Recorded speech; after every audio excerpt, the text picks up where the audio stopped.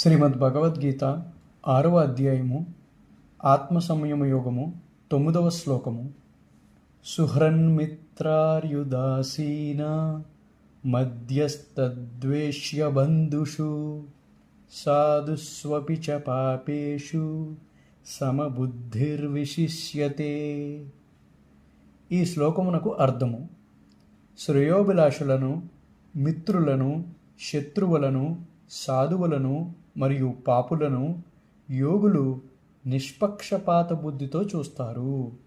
మిత్రుల, సహచరుల, శత్రువుల పట్ల సమబుద్ధితో ఉంటూ, శత్రువుల, బంధువుల పట్ల తటస్థంగా మరియు పుణ్యాత్ములు, పాపాత్ములు పట్ల పక్షపాతం లేకుండా ఉన్న యోగి మానవుల్లో సర్వశ్రేష్ఠుడిగా పరిగణించబడతాడు.